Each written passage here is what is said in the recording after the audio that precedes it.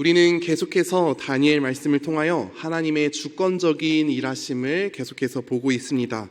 한 나라가 망하고 한 나라의 포로로 잡혀와 아무런 소망과 기대가 없는 그의 삶 가운데 하나님께서는 여전히 일하시고 계셨고, 하나님께 온 마음과 뜻을 다한 다니엘을 통하여 역사의 전면에 하나님의 위대하심을, 하나님이 하나님 되심을 보여주고 계십니다. 그리고 그 하나님은 오늘도 여전히 우리의 삶에 동일하게 일하시고 계시다라는 것을 우리에게 말씀해 주고 계시죠. 다니엘 시대에 일하셨던 하나님, 그리고 오늘 내 삶에 일하시는 하나님, 과거나 오늘이나 변함없이 동일하게 우리와 함께 하시는 하나님이다라고 우리가 고백한다면 우리의 삶에 반드시 나타나야 할 삶의 자세, 그러한 삶의 모습이 있다 하면 바로 하나님과 동행하는 삶이어야 합니다. 변함없는 하나님을 내가 믿고 입술로 내가 고백하는 것을 뛰어넘어 매일의 삶에 주님과 동행하고 있느냐의 문제라는 것이죠. 하나님을 내 마음의 중심에 모시고 살아가는 것, 하나님과 날마다 함께하는 것은 우리에게 주어진 진정한 복이자 우리 그리스도인으로서 마땅히 해야 할 삶의 모습입니다.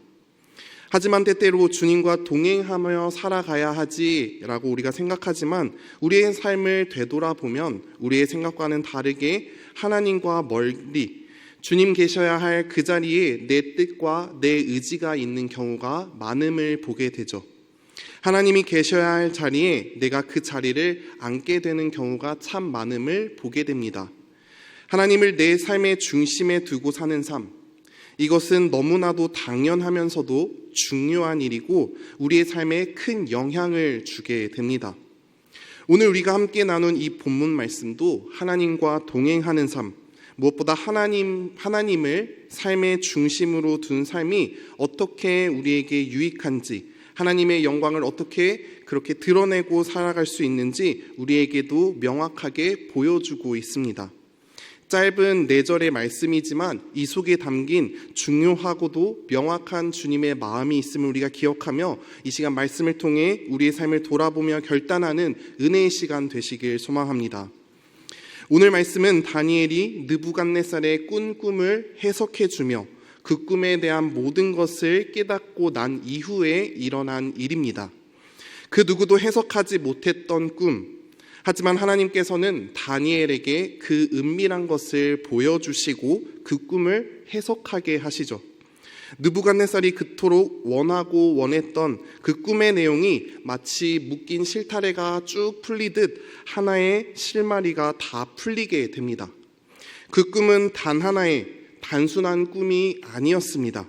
실제로 반드시 일어날 일이었으며 반드시 성취되는 하나님의 놀라운 계획이었죠. 다니엘 2장 45절 말씀을 우리 한 목소리로 함께 읽겠습니다. 손대지 아니한 돌이 산에서 나와서 쇠와 녹과 진흙과 은과 금을 부서뜨린 것을 왕께서 보신 것은 크신 하나님이 장래일을 왕께 알게 하신 것이라. 이 꿈은 참되고 이 해석은 확실하니이다 하니. 아멘. 느부갓네살 이 왕이 꾼 꿈은 참되고 명확히 이루어질 일이었습니다. 손대지 아니한 돌이 나와서 쇠와 놋과 진흙과 은과 금을 모두 무너뜨리고 영원할 것 같은 그들의 나라가 이 작은 돌로 말미암아 다 무너지고 다시 세워짐을 보여준 사건이었죠. 영원할 것 같은 그 느부갓네살의 왕권과 그 명예도 결국 영원하지 않음을 주님께서 보여준 사건이었습니다. 여러분이 만약 느부갓네살 왕이라고 한다면 이 꿈의 해석, 이 꿈의 내용을 들은 이후 여러분은 어떠한 마음이 들었을까요? 아마 영원할 것 같은 자신의 나라가 작은 손대지 않은 돌로 말미암아 무너져 내려 버린다라면 어찌 이럴 수 있느냐, 화를 낼 수도 있었을 것입니다. 그 즉시 다니엘을 죽일 수도 있을 것 같습니다. 그 누구도 나설 수 없는 그 왕의 권위와 위험 앞에 당돌하게 그 꿈의 내용을 해석하고 이야기하는 것은 상상조차 못할 일인 것이죠. 이 놀라운 신비, 어찌 보면 일촉즉발 이 상황에 대해서 화를 낼 수도 있는 상황이어서 너무나도 두렵고 위기의 순간임을 우리는 보게 됩니다. 하지만 느부갓네살 왕은 이 상황 가운데 다음과 같이 반응하는데요. 46절 말씀을 한 목소리로 함께 읽겠습니다. 이에 느부갓네살 왕이 엎드려 다니엘에게 절하고 명하여 예물과 향품을 그에게 주게 하니라. 아멘. 느부갓네살 왕이 다니엘에게 엎드려 절하고 예물과 향품을 그에게 주었다 성경은 말씀하고 있습니다. 지금 말도 안 되는 상황이 펼쳐지고 있는 것입니다. 당시 바벨론이라는 이 나라는 최고의 권력을 가진 나라로서 동방의 모든 패권을 쥐고 있었던 위대한 나라였습니다. 더군다나 그 나라의 왕, 이 느부갓네살 왕은 한 나라의 지도자를 뛰어넘어 신격화된 존재였죠. 그의 말 한마디가 곧 법이고 그의 지시와 명령, 그의 존재 자체가 그 나라의 기준이요 삶의 방식이었습니다.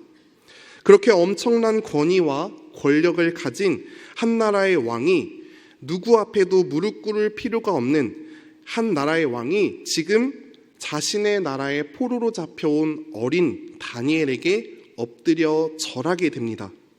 이것은 단순한 놀람과 감탄에 의하여 엎드린 것이 아닙니다.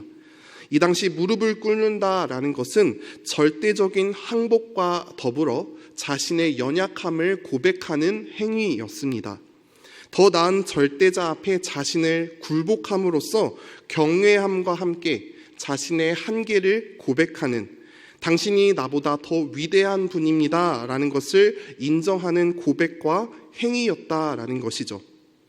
지금 느부갓네살 왕은 자신의 연약함을 고백함과 동시에 절대자 앞에 경외함과 충격의 표현으로 절하고 있음을 우리는 기억해야 합니다.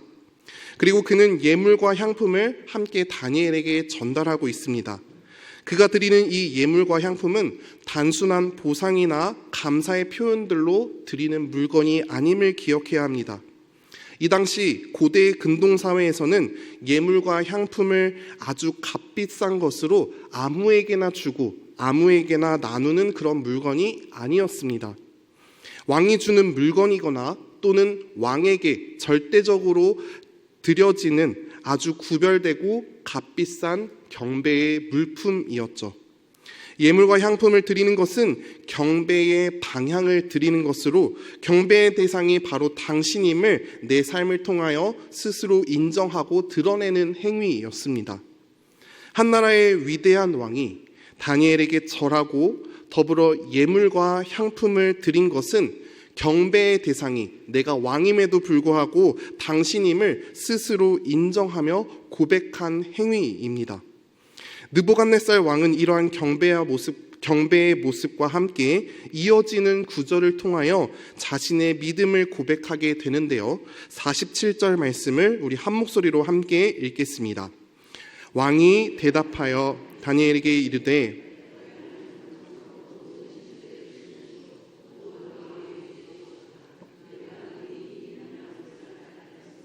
내 하나님은 또 은밀한 것을 나타내시는 이시로다. 아멘.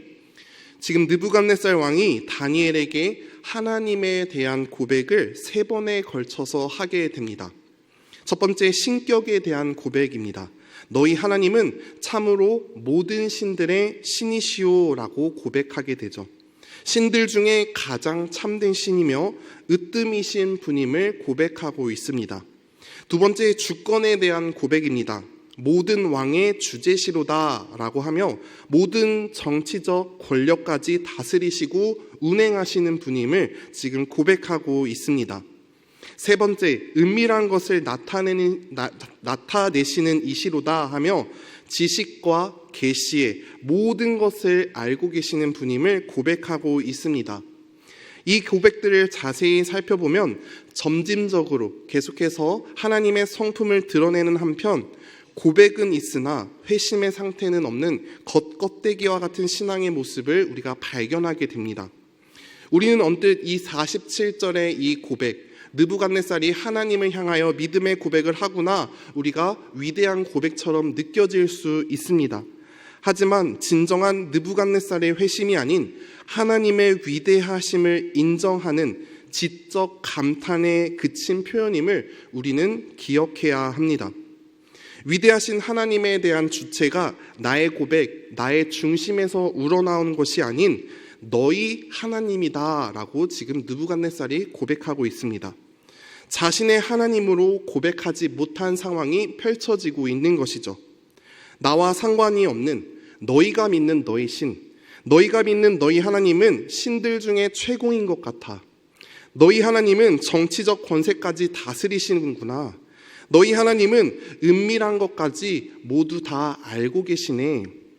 하나님의 능력을 인정하지만 도리어 너희가 믿는 지금 나와는 동떨어진 하나님으로 바라보고 고백하고 있습니다.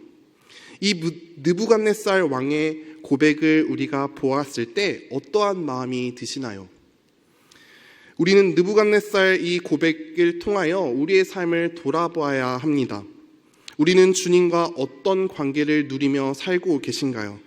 주님과 진정한 사귐과 교제 가운데 주님을 따르며 주님과 함께하고 계신가요? 느부갓네살 왕은 하나님의 위대하심, 하나님의 전적인 그 역사하심을 두 눈으로 목격하고 경험했음에도 불구하고 믿음의 본질, 하나님과의 올바른 관계, 하나님 중심의 삶이 아님을 보게 됩니다.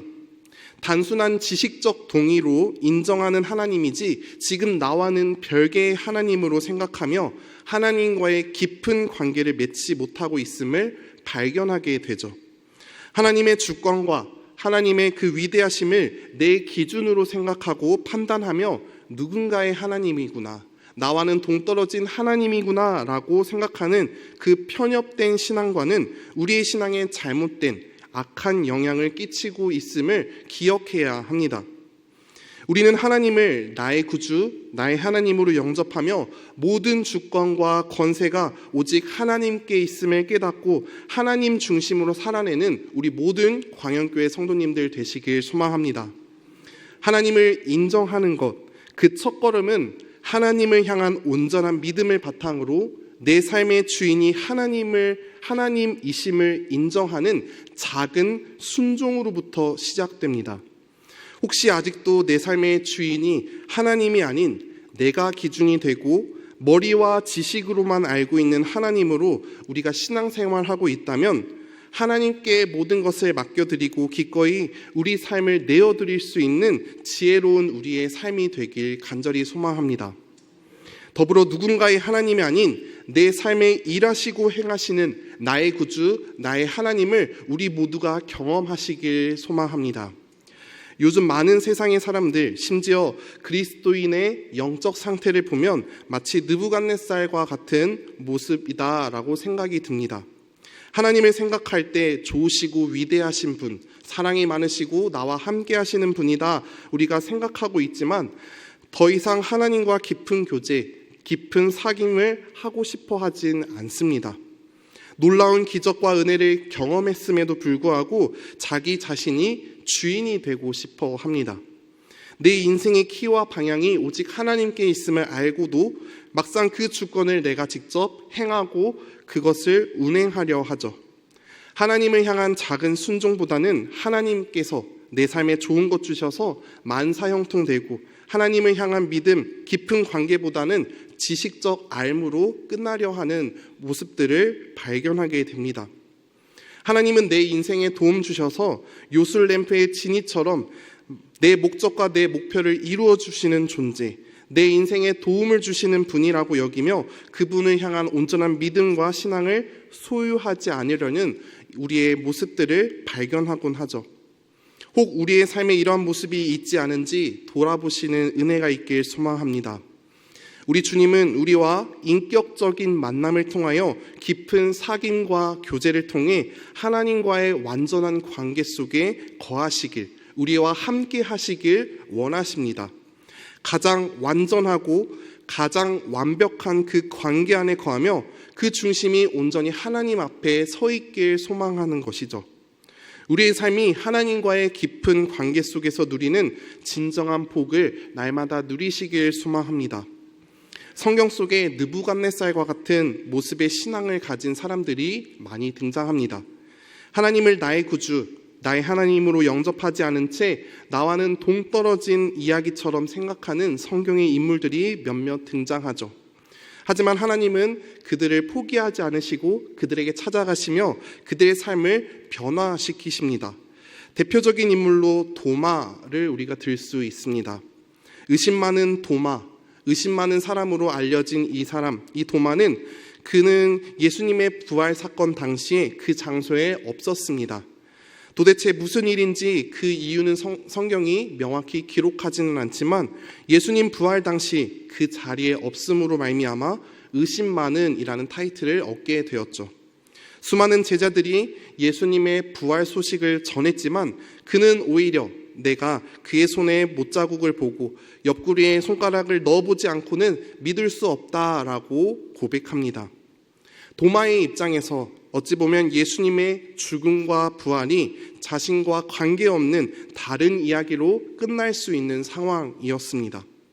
하지만 주님은 그러한 도마를 직접 찾아가시고 말씀하시며 살아계심을 보여주셨습니다. 부활하신 주님을 몸소 보이신 것이죠. 부활하신 그 주님을 두 눈으로 목격한 도마는 그의 전 인격적인 삶을 걸고 인생의 주인이 오직 하나님이심을 고백하는 위대한 고백을 하게 되는데요. 요한복음 20장 28절 말씀입니다. 도마가 대답하여 이르되 나의 주님이시요 나의 하나님이시니이다. 아멘.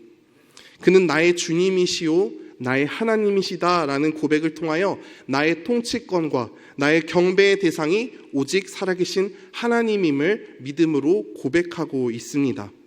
자칫 의심 많은 도마다라고 성경은 끝날 수도 있고 주님을 따랐던 제자였음에도 불구하고 나와는 동떨어진 주님으로 끝맺을 수 있었지만 주님은 도마의 인생을 변화시키시사 위대한 믿음의 고백을 한 역사의 주인공으로 세우셨습니다.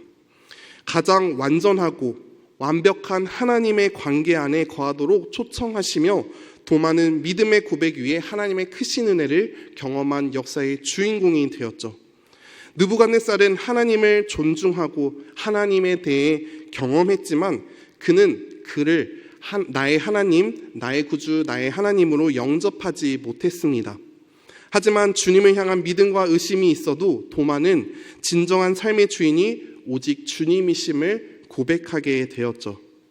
우리 안에 느부갓네살처럼 신앙을 머리로만 이해하고 나의 하나님이 아닌 다른 누군가의 하나님으로 고백하고 생각하고 있다면 그 방향을 온전히 주님께 맞추어 주님이 나의 인생의 주되심을 인정하고 나아가는 복된 삶이 되시길 간절히 소망합니다. 하나님을 중심에 둔 사람은 결코 흔들리지 않습니다. 어떠한 고난과 역경, 어려움이 우리 안에 닥쳐와도 쉽게 넘어지지 않습니다. 왜냐하면 나를 붙드시고 나를 포기하지 않으시고 여전히 나와 함께 하시는 주님의 은혜가 나를 붙들고 있기 때문입니다. 하나님을 마음의 중심에 두고 산 사람, 바로 다니엘은 위기 가운데서도 하나님께서 일하시는 기회로 보았습니다. 자신의 뜻보다는 하나님의 뜻에 더 관심을 두며 하나님이 내 삶의 주인이심을 늘 생각했습니다. 그는 하나님을 향한 믿음이 흔들리지 않았고 자신의 신앙의 정체성을 명확히 하며 바벨론 한가운데서도 믿음을 지키며 살아냈습니다. 바벨론의 포로로 잡혀와 바벨론의 제국 한가운데 권력의 중심에 서 있었지만 그의 중심은 늘 하나님께 있었습니다. 거룩함을 지키며 늘 하나님의 나라를 위해 자신의 소명을 다하는 삶을 살았습니다. 자신의 영광을 위해 살아가는 삶, 그 삶이 아니라 오직 하나님의 영광을 위하여 살아가는 삶, 그 삶이 바로 다니엘의 삶이었습니다. 느부갓네살은 이어서 계속해서 다니엘을 높이고 경배하며 그에게 귀한 선물을 주게 됩니다. 온 지방을 다스리는 권세를 더하여 그에게 엄청난 영광을 누릴 수 있도록 해주었죠. 그것을 다니엘 혼자 취할 수 있었습니다. 하지만 다니엘은 그 가운데서도 놀라운 행동을 보여주고 있는데요. 다니엘 2장 49절 말씀입니다. 왕이 또 다니엘의 요구대로 사드락과 메삭과 아벳느고를 세워 바벨론 지방의 일을 다스리게 하였고 다니엘은 왕궁에 있었더라. 아멘. 지금 이 일에 대해 다니엘의 세 친구의 이름을 언급하며 그와 함께 영광을 누리게 인도하는 그의 다니엘의 모습을 발견하게 됩니다. 다니엘의 이 세 친구들은 느부갓네살의 꿈을 해석하는데 직접적인 도움을 주지 않았습니다. 다니엘의 세 친구들의 직접적인 지분을 생각한다면 0%에 가깝죠. 이 일과 전혀 무관한 아무런 관계를 맺지 않았습니다. 하지만 다니엘은 믿음의 동력자들과 함께 그 하나님의 영광을 함께 누리게 됩니다. 개인의 신앙을 뛰어넘어 공동체를 세우는 영적인 리더십, 하나님의 영광을 함께 나누며 누리는 아름다운 모습을 우리는 발견하게 되죠. 우리는 과연 하나님이 허락하신 이 삶의 자리에서 나만의 영광, 나만의 유익을 위해 살아가고 있지 않은지 우리의 삶을 돌아보시길 소망합니다. 더불어 내가 속한 이 공동체 안에 서로 함께 세워주고 서로 하나님의 영광을 바라보며 함께 우리의 삶을 통하여 아름다운 신앙 공동체를 함께 세워가는 우리 모두가 되어지길 소망합니다. 이에 다니엘의 요구대로 느부갓네살 왕은 사드락과 메삭과 아벳느고를 바벨론 지방의 그러한 일을 다스리는 고용하고 세우는 일에 그를 사용하게 됩니다. 이것은 단순한 정치적 추천을 받아 인사행정을 하고 있는 그 변화의 이야기를 담고 있는 것이 아닙니다. 오늘 이 사건을 통하여 이후에 등장하는 모든 사건 가운데 느부갓네살이 고용한 이 세 친구들을 통하여 다니엘은 하나님의 나라를 확장하는 데 기초를 쌓게 되죠. 하나님이 없는 이 바벨론 세상 한복판에 믿음의 사람들, 믿음의 자리를 힘써 지키고 함께 나아갔던, 함께 대적했던 이들을 통하여 위대한 교회 공동체를 세우며 하나님의 나라를 비추고 있습니다. 바라기는 우리 교회가 이러한 교회 되길 소망합니다. 소망 없고 아무런 기대조차 하지 않는 이 바벨론과 같은 시대 속에 밝은 빛이 되어주며 세상의 거룩한 문화를 선도해 나가며 믿음의 공동체로 서가는 우리 모두가 되어지길 소망합니다. 차갑고 냉랭한 바벨론과 같은 이 시대 속에 우리는 어떻게 따뜻하게 그리스도인으로 살아낼 수 있는가? 향기 없고 냄새 없는 바벨론과 같은 이 시대 속에 우리는 어떻게 그리스도의 향기를 뿜어낼 수 있는가? 하나님이 없다 고백하며 내가 주인인 이 삶 가운데 주님을 어떻게 드러내며 주의 영광을 비출 수 있는가? 바로 우리가 하나님 중심으로 살아낼 때 바벨론과 같은 세상을 변화시킬 수 있습니다. 내가 기준이 아닌 하나님 중심의 삶을 살아낼 때 세상은 우리를 통해 주님을 보게 됩니다. 세상은 눈에 보이지 않는 하나님이다라고 이야기하지만 세상은 눈에 보이는 우리를 통해 하나님을 보게 됩니다. 교회를 보게 되고 주님의 사랑을 경험하며 주의 놀라운 복음의 능력을 경험하게 됩니다. 그 중심에 우리가 서 있길 소망합니다. 사랑하는 광양교회 성도 여러분, 우리는 오늘 말씀을 통하여 하나님을 중심에 둔 삶이 세상 가운데 어떻게 흘러가는지, 하나님의 영광을 어떻게 드러낼 수 있는지 보게 되었습니다.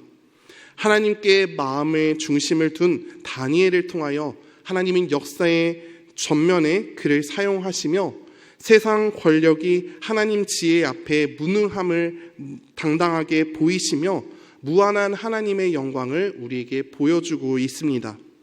같은 하나님의 위대하심을 보았음에도 느부갓네살은 하나님을 인정하지 않고 도리어 다니엘은 하나님께 영광과 찬송을 올려드렸습니다. 우리 마음 중심에 무엇이 있습니까? 하나님을 중심으로 살아가는 인생, 그 결과는 너무나도 다른 삶을 살아가게 됩니다.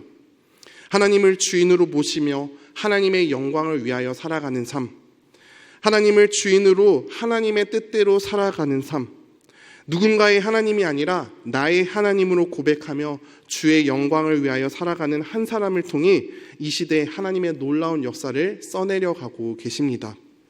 바벨론과 같은 이 세상, 우리의 마음을 하나님께 둠으로 느부갓네살처럼 잠깐 감탄하고 형식적인 알무로 끝나는 그러한 신앙이 아닌 도마처럼 나의 주님이시오 나의 하나님이시다라고 고백하는 하나님 중심의 믿음의 고백을 하며 다니엘과 같이 믿음을 지키며 이 바벨론과 같은 세상 가운데 하나님을 비추며 드러낼 수 있는 우리 모든 광영교회 성도님들 되시길 간절히 소망합니다.